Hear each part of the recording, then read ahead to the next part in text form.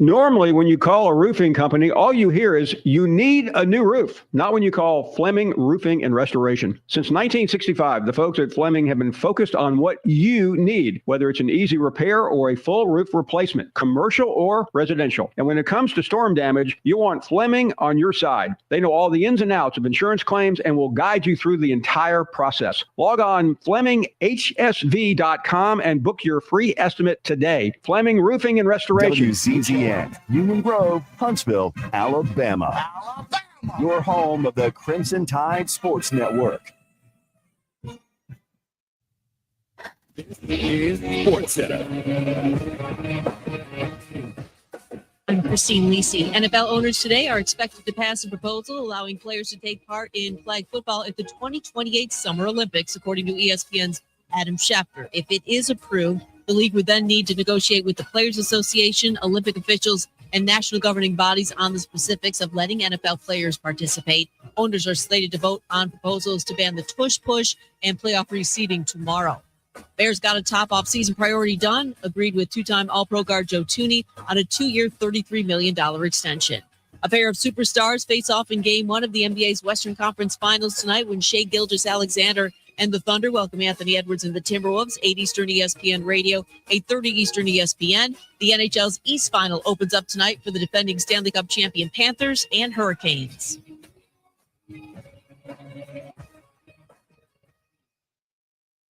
The new favorite place for delicious Mexican food is Coralejos Mexican Grill in Huntsville. Check out their reviews on Facebook and you'll see what people are raving about. Enjoy drink specials all day, Monday through Thursday, like house margaritas for $3.99 and 12-ounce drafts for $2. Even vegan-friendly entrees on Monday starting at $5. Coralejos Mexican Grill, 1658 Old Monrovia Road in Huntsville. Follow them on Facebook and Instagram to stay updated on their specials. Would you call a plumber for a root canal? The same goes for selling your timberland or farm. Choose someone who understands your property and can help you on the front end so you can capitalize on the back end. I am Bo Butler with Southland Realty and Auction. As a guide, I have put many hunters in position to take a shot. It's time for you to take your shot. Let's talk about putting you in position to sell your property. Call me at 256-609-0512. Remember, Bo knows land. Want to save some money? I can take money and I can make it into more money. Just check out our zone deals online at 977ESPN.com. We are 97.7 ESPN The Zone.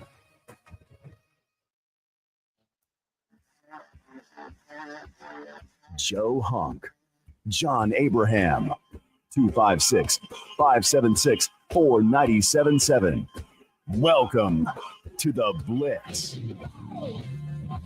Hello and welcome in to 15 minutes straight, 900 seconds. Of sports talk action here on the Blitz. John Abraham, Joe Hunk. Hey, ESPN Winchester, you get the whole show today. There's a little tidbit for you. We got SEC baseball coming up right around the corner. Very much looking forward to it. 6 days straight, 16 teams, one champion, one station, 97.7 ESPN The Zone, and we hope that our Winchester friends get the same treatment up there as well. As this is one of the best weeks, I would say, of the year, Joe. I mean, this is a week where, yes, we get a little bit of time off because the games start a little bit early, but that's not what it's all about. We have time to watch baseball after baseball after baseball, and it does not stop until a champion is crowned. And that's what I love so much about this week. You can listen to it on 97.7 ESPN The Zone. You can also listen to it over on our apps. You can watch every single one of the shows locally on WZZN TV, which you're not going to have to worry about because the baseball is going to be taken up the entire week. Till Thursday and Friday, well, Tom Abraham Show, the Blitz, back. and the Drive are going to be kind of off, but at the same time, you're going to be able to listen to the baseball. We will be back on Thursday and Friday, and then it's going to be a fun little weekend, Memorial Day weekend, and then Monday we'll all be off. And you're you're taking up a lot of the 15 minutes. I'm sorry. I was waiting for you to start talking. I'm going to be real. I was was just laying the land. Right? We've only got like 10 minutes. Oh, geez. How many seconds is that, Joe? I mean, right now I'm looking at SEC Network, and you've got Alabama's on the field right now. They're warming up. Like, I'm just going, hey, look, man, we've only got a short period of time. So this is what I'm going to do. Bombard us with phone calls. I mean, that would work as well. 256-576-9770. What are you looking forward to in this week of madness? Not March Madness. It is June. Is it June? That's not really a thing. May Madness. No, it's not. May Madness. That's not a thing at all. No, absolutely not. No. So either way, Joe, we got Alabama versus Mizzou to pitch things off, Joe. Yes, and really what you're looking for with this is going to be motivation. And this is strange to say this, because right now what you're wanting to see is, if you're Alabama, depending on what site you're looking at, D1 baseball, NCAA has their own bracketology.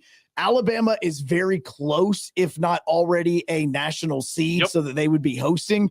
D1 baseball has them heading to South Carolina to play Clemson. That was as of a couple of days ago. Now, obviously, this stuff is going to change over the course of the next 20 to 30 hours from right now, depending on who does win and doesn't win. But Oklahoma, Kentucky, right now they're trying to become 2 seeds. They're most likely going to be projected at a 3. So that's going to be the motivation for them. When you start looking at some of the other SEC teams, Alabama right now is what we talked about, a 2 seed, but Auburn, Georgia, those teams are already listed as host sites. So is Vanderbilt and Arkansas. You also have Tennessee, which Tennessee is going to be the biggest kicker in this, because with Tennessee and obviously ESPN Winchester, WCZN TV, as Tennessee is playing, the further they get in the tournament and the further that, or the less likely that Georgia Tech were if they didn't advance, Tennessee could potentially become a host site. Now, the question is going to be Georgia Tech, because they were the ACC regular season champions. So them not advancing is going to be one that's like, hey, this is going to be an upset. And the ACC is not built the same way as the SEC is. So for Tennessee, if they're wanting to become a host site, they are going to need to get to Saturday. Yeah. They have got to get to the semis. Which is kind of crazy to me. They got a few guys to hop over. Of course, TCU also in that conversation. Ole Miss right on that outside window in. And I'm looking at Alabama right now at 13th, and this comes from the Tennessean. And I know it's different on everybody else's. Well, what it's about is it's not about the national rankings. No, I'm not looking at that. Okay, that's what I was making sure. Trust people me, are like, Alabama is not 13th in the country. That is definitely not the truth. But this is the tournament projected host seeds. So that's what I'm looking at right now. There's going to be 16 of them. And then, of course, the outside looking in. But we do have our first caller of this 15-minute special. And it's not an SEC guy, but it is Wolverine Dan. Wolverine Dan, how you doing, man? How about those Tigers? They're good. I'm telling you guys, you both you guys are athletes and you play competitive sports, and I did also. But I'm gonna tell you what, you still could. When you build a team, a guy like that stand-up young man, the way he holds himself, and you can have some pranksters. There's always going to be some of those inside your team, and then you're going to get the ones that are just really super serious. But you got a team like that. You got to blend all these attitudes together. And this ownership now and the general manager has done a brilliant job of putting people in like Brewer and other players. So, you know what I'm talking about, don't you? And I think that's why the Tigers are doing so well. Yeah. Well, it's also with the fact that you're doing one thing is you're winning at home. Right now they're tied for the lead with the number 1 record at home, which is obviously very difficult. America's built so uniquely so that they can, they've made adjustments to the field, but it's still built so uniquely that you got to have specific type of hitters for it. That's the reason why somebody like a Riley Green and a Torkelson, they're able to hit the home runs that they are going to. You do have, Skubal is one of the best pitchers in Major League Baseball. That's why you're seeing how good he is, but it's also guys like Reese Olson, Jack Flaherty, which a lot of us kind of just threw out because, he was a Cardinal and he's been around Major League Baseball for years. He's doing good. The biggest thing also is Casey Mize.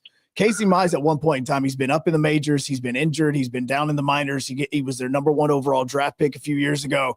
Like, he is finally starting to become that pitcher that the Tigers were wanting him to be.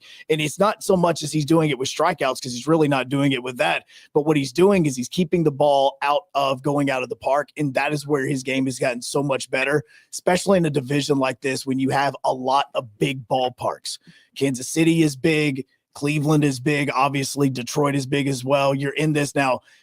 Minnesota is like a bandbox. Like, that thing is just tiny. But the other stadiums that they have are massive, and that's the reason why you need pitchers like this that are going to keep the ball in the ballpark.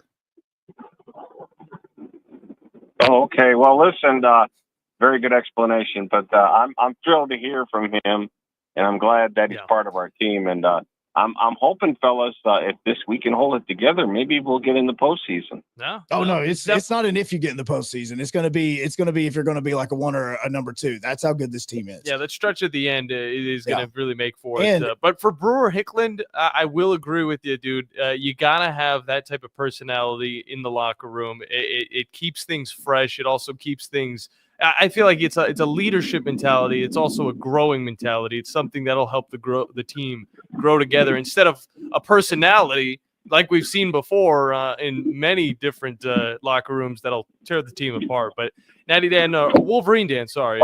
We appreciate you, man. Always good hearing you. Yeah. It just rolls off the tongue a little bit better. Get another national championship and it could be your name again. World Series, Dan. I got to figure out the new one now. Yeah, we'll figure that one out. Appreciate you, Dan.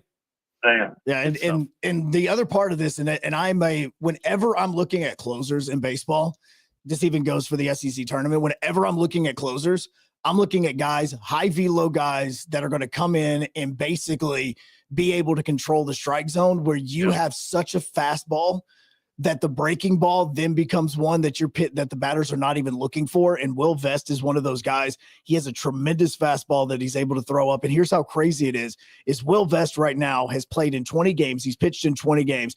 He's pitched in 21 2/3 innings. He has 25 strikeouts. I was talking about Casey Mize. Mize only has 35 strikeouts total in all of his starts. And Vest already has 25 just through 21 2/3 innings. So this Detroit team right now, if they stay healthy, which is always going to be the kicker, if they stay healthy right now, obviously in May, they are the best team in baseball. Yeah, we're counting down the SEC tournament to be started here, just moments away. Joe, first day we get to talk about, we're going to be back on tomorrow for 15 more minutes. Alabama, Missouri.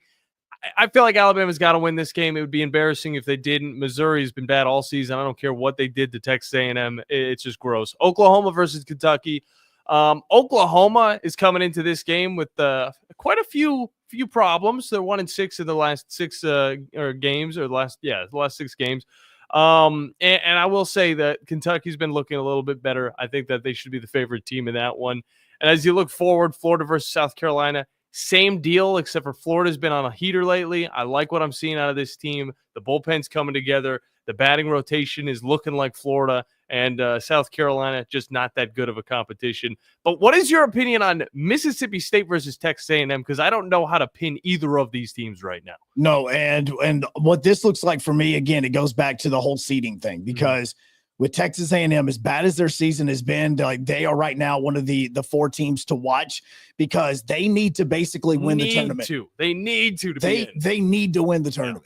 Like, it right now, they are sitting, especially even with D1. If you look there, they're on the 4 teams to watch, which means they're outside of the first 4 out, meaning they're around 6 or 7. So they've got a lot of room to make up when it comes to trying to impress the committees. If they were to get it, they have to at least get to a semifinal, which means Saturday, just to be considered. And Sunday, if they get to Sunday, I think they're in. But obviously, if they win this thing, then they get the automatic bid, all this is over with. Because people forget, even with this tournament, the biggest thing that's on the line is the fact that you still do get an automatic bid. It's just like the NCAA basketball tournament. So for Texas A&M, this is where I go with that whole motivation factor for them, is they have got to be able to get into this, which is why I think that they're going to be the one that's going to be playing with this a little bit more desperately. Kentucky, Oklahoma, Mississippi State, they're all looking at being 3 seeds right now. They may be able to improve where they're a 3 seed, but that's it. Well, our 900 seconds is over, Joe. That went by a lot faster than I thought. If Alabama Always wins, goes by faster than you think it will. they get Tennessee next. If Kentucky wins in game 2, they get Georgia next. If Florida wins, they get Ole Miss. And if Texas A&M wins and pushes forward, they get Auburn. And we'll update you guys even more tomorrow on our second 900-second special.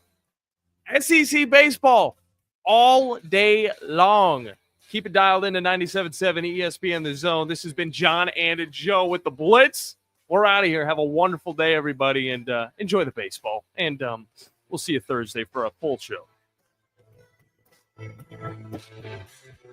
I'm here with Thomas from Talent Heating and Air. With the temperatures going up and temperatures going down right now, now is a good time to get your heating and air system looked at. Thomas, your home of the SEC baseball tournament.